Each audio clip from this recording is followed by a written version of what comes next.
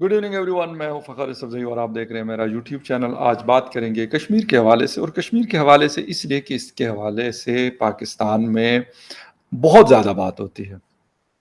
बेशक कुछ हो या ना हो, लेकिन ये पाकिस्तान की फ़ॉरेन पॉलिसी का हिस्सा रहा है और बहुत दफ़ा इसको मेरे ख़्याल पॉलिटिकल गेन्स के लिए भी इसका इस्तेमाल बहुत हुआ है, इसमें कोई शक नहीं है।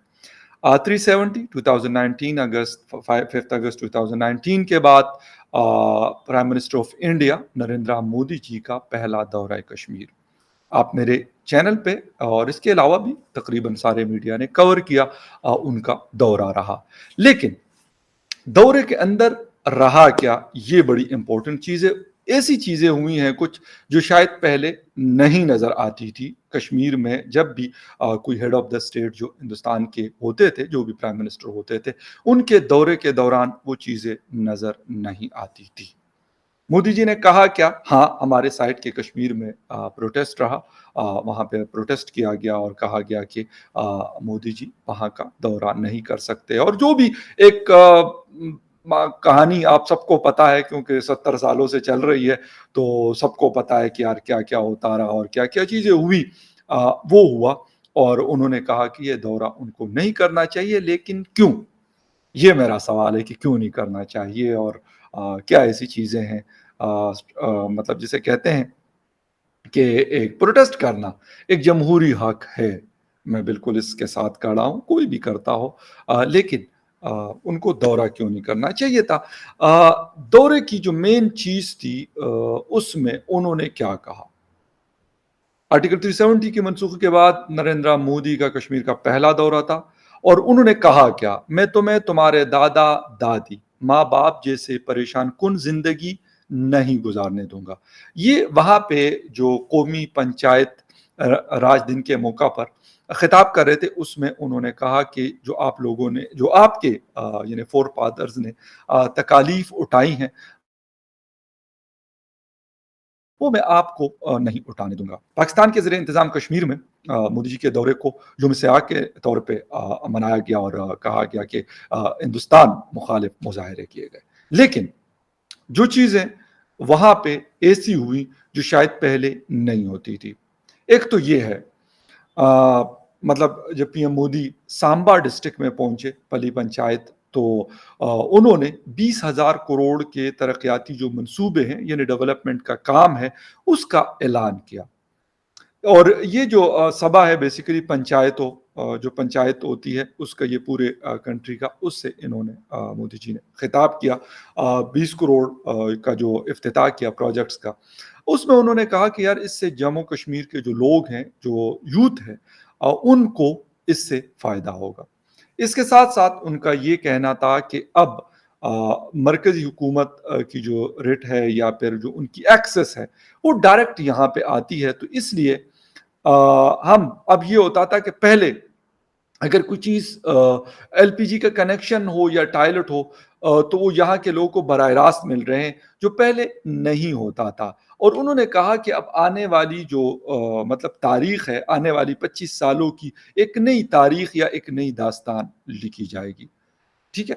अच्छा, उनका कहना था कि 17,000 करोड़ निजी सरमायाकारी जो लोग कर रहे हैं, वो गुज़िश्ता 2 सालों में 17,000 करोड़ थी पहले, अब 38,000 करोड़ पे वो लोग पहुँचे हैं, जो प्राइवेट लोग आके और मुख्तलिफ सेक्टर्स में इन्वेस्टमेंट करते हैं।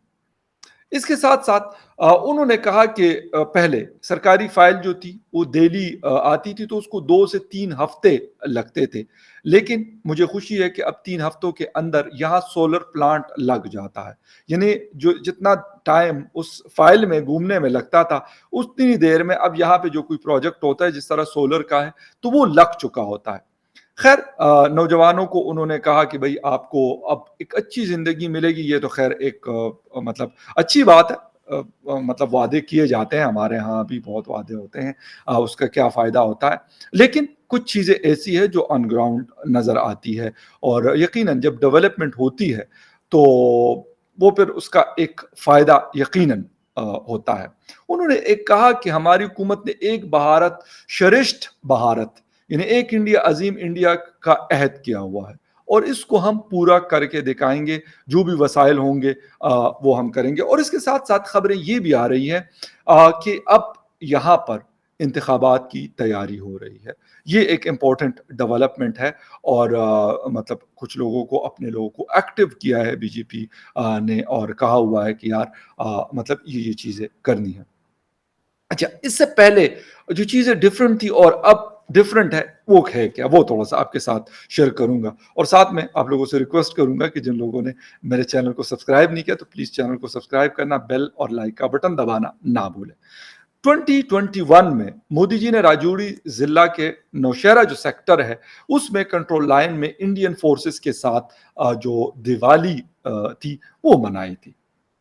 اس کے ساتھ ساتھ جموں کشمیر بی جے پی یونٹ کے رہنما نے بھی اس دورے کے حوالے سے کمر کس لیے، اور اپوزیشن کیمپ اور سیاسی حلقوں میں بھی ہلچل، یعنی الیکشن کے حوالے سے جو تیاریاں ہو رہی ہیں وہ کافی زور اور شور سے جاری ہیں۔ اس کے ساتھ ساتھ وزیر اعظم کے دورے سے ان قبل حزب اختلاف کے Congress, National Conference, C P I M C, P I جیسی جماعتوں نے ایک مشترکہ بیان جاری کر کے جموں کشمیر کو مکمل ریاست کا درجہ دینے کا مطالبہ کیا ہے۔ یہ لوگ جو بھی اپوزیشن کے لوگ ہیں وہ مطلب کیا مانگتے ہیں، وہ ان کا ایک جسے کہتے ہیں کہ لازمی سی بات ہے، وہ بھی پولیٹکس کرتے ہیں، وہاں کے لوگوں سے ووٹ لیتے ہیں، اور یہ ساری چیزیں جو ہیں وہ وہاں پہ چل رہی ہوتی ہیں۔ اچھا، پی ایم مودی کی ریلی کے بعد یہ بہت ممکن ہے کہ وزارت داخلہ امت شاہ 8 مئی کو جموں میں ایک ریلی نکالیں گے۔ اس ریلی میں پاکستان کے زیر قبضہ کشمیر کو واپس لینے کا نعرہ لگانے کی بات بھی کہی جا رہی ہے، تاہم اس ریلی کے منتظمین کو ابھی تک وزیر داخلہ کے دفتر سے کوئی تصدیق نامہ نہیں ملا۔ ریلی جموں کشمیر فورم کی جانب سے منعقد کی جا رہی ہے۔ اس ریلی میں سن 1965-1971 کی انڈیا پاک جنگوں کے دوران پاکستان کے زیر انتظام کشمیر کے مہاجرین کی قربانیوں کو بھی یاد کیا جائے گا۔ ایک عجیب قسم کی خاموشی بھی نظر آئی کشمیر کے اندر۔ کیا تھا؟ اتوار کو جب پرائم منسٹر نریندر مودی جموں کے پلی گاؤں میں ہزاروں پنچایت کارکنوں سے خطاب کے دوران اس گاؤں کو کاربن سے پاک ملک کے پہلے گاؤں کے طور پر پیش کر رہے تھے تو کشمیر میں عجیب خاموشی تھی۔ ماضی میں ایسے ہائی پروفائل دوروں پر بہت کچھ ہوتا تھا، ہندو نواز معاشی اور سیاسی مطالبات کرتے تھے جبکہ علیحدگی پسند ہڑتال کی کال دیتے تھے، لیکن روایت کے برعکس اس بار نہ مظاہرے ہوئے، نہ مطالبے کیے گئے اور نہ توقعات کا اظہار۔ اس خاموشی اور بے اتقائی کی آخر وجہ کیا ہے؟ یہ ایک بڑی امپورٹنٹ چیز ہے کہ مطلب پہلے یہ چیزیں ہوتی تھی، اور بلکہ اس کے اوپر بھی پہلے ہمیں یہ خبریں آ رہی تھی سری نگر سے کہ شاید کال دی گئی ہے اور شاید سٹرائک اور یہ چیزیں، لیکن اس طرح نہیں تھا۔ اچھا، ایک اور چیز جو ہے بڑی امپورٹنٹ، لہجہ سیاسی، پاکستان مخالف بیانیے سے پرہیز، مطلب یہ والی چیز بھی بڑی ایک اہم ہے۔ ایز اے پاکستانی یقیناً ہم لوگ ایز اے جرنلسٹ ان چیزوں کو دیکھ رہے ہوتے ہیں کہ کیا چیزیں چل رہی ہوتی ہیں۔ اچھا، نریندر مودی طویل مدت کے بعد جموں کشمیر میں ریلی سے خطاب کر رہے تھے، لیکن ان کا لہجہ سیاسی نہیں تھا، نہ انہوں نے جموں کشمیر کے حالات کی بات کی اور نہ ہی پاکستان پر کوئی الزام عائد کیا۔ حالانکہ ان کے دورے سے قبل صرف 48 گھنٹوں کے دوران جموں اور کشمیر کے صوبوں میں تشدد کے مختلف وارداتوں اور پولیس کارروائیوں میں ایک نیم فوجی افسر، 7 عسکریت پسند اور ایک نوجوان سمیت 9 افراد کی جانیں گئی تھی، لیکن انہوں نے اس چیز کو نہیں لیا۔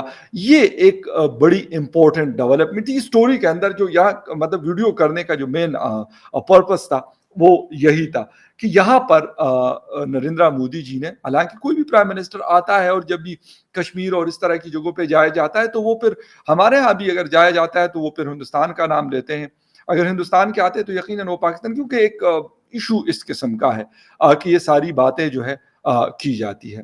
اس سے پہلے دلی سے دوری اور دل سے دوری والی جو بات تھی وہ بھی تھی، انہوں نے کہا کہ اب نہ دل سے دوری اور نہ دہلی سے دوری۔ یہ بھی بات مودی جی نے اپنے جو سپیچ تھی اس کے دوران کہی۔ ہاں، جو دوسرے لوگ ہیں مطلب جو ابھی اپوزیشن کا ہم ان کو کہہ دیں یا کیا کہیں، محبوبہ مفتی، عبداللہ شیخ جو فیملی ہے، عمر عبداللہ وغیرہ، تو ان کی اپنی اپنی لازمی سی بات ہے، اپنی اپنی سٹیکس ہیں، حالانکہ پہلے حکومتوں میں رہے، اچھی اچھی عہدوں پہ رہے اور سنا ہے میں نے کہ بڑے فائدے بھی اٹھائے ہیں، لیکن اب وہ کسی اور طرف ہوتے ہیں. اب شاید پتہ نہیں ان کی وہ جو مقاصد تھے وہ پورے نہیں ہو رہے یا کیا چیزیں ہو رہی ہیں. ایک بات بھی یہ بھی کی جا رہی ہے کہ شاید اب حالات میں بھی ہارون رشید صاحب کہتے ہیں کہ پاکستان میں سیاسی استحکام کے بعد بھارت کسی نہ کسی سطح پر پاکستان کے ساتھ تعلقات بحال کرنے کی کوشش کر سکتا ہے، لیکن اسے کشمیر میں حالات بدلیں گے یا نہیں یہ کہنا ابھی قبل از وقت ہے. کیونکہ یہ ان لوگوں کی سٹیٹمنٹس ہے جو وہاں پہ ہے موجود ہے اور ان کی بات کو یقیناً زیادہ وزن دیا جاتا ہے.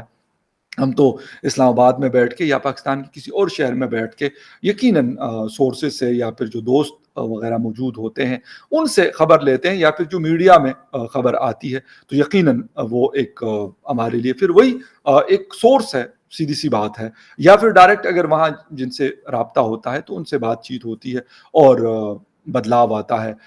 یا نہ ہماری بڑی اچھی دوست وہ اکثر کیونکہ وہ رہتی سری نگر میں ہے، وہ ہے امت رائنا صاحب ہیں جو پنڈت رہے ہیں، بلکہ ہے جو کشمیری پنڈت سے ان کا تعلق ہے. تو یہ سارے لوگ بتاتے ہیں اور باقی سوشل میڈیا ہے، الیکٹرانک میڈیا ہے، پرنٹ میڈیا ہے، خبر کہیں نہ کہیں سے نکل آتی ہے. تو اب چیزیں کچھ ایسا لگ رہا ہے کہ واقعی میں جو 3 سال پہلے نہیں لگتا تھا کہ بدلاؤ آئے گا، اب یہ چیزیں آن گراؤنڈ فیل ہو رہی ہے کہ بدلاؤ آ چکا ہے کافی حد تک، اور شاید ان فیوچر مزید بھی آئے گا. خیر میں ایک بات کرتا ہوں، آج سے 2-3 سال پہلے بھی یہی بات کرتا تھا اور آج 3 سال کے بعد بھی یہی کروں گا کہ یار عوام کی جو مسائل ہیں، جو عوام کے پرابلمز ہیں وہ زیادہ امپورٹنٹ ہے بجائے اس کے کہ ہم اپنی باقی چیزوں کو کرتے رہے، وہ ہم ہوں یا باقی ان کے لوگ ہوں، وہ زیادہ ضروری ہے. اور جب وہاں کے لوگ، وہاں کے انسان آپ کے ساتھ ہیں تو باقی کسی کی کیا مجال ہے کہ وہ کوئی کر سکے. یہ بہت ایک امپورٹنٹ چیز ہے.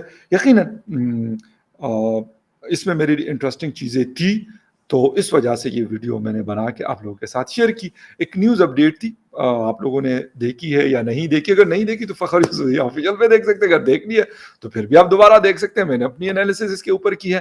تو thank you very much for watching. کسی اور نیوز اپڈیٹ میں تب تک کے لیے اجازت، پھر ملتے ہیں. Take care and bye.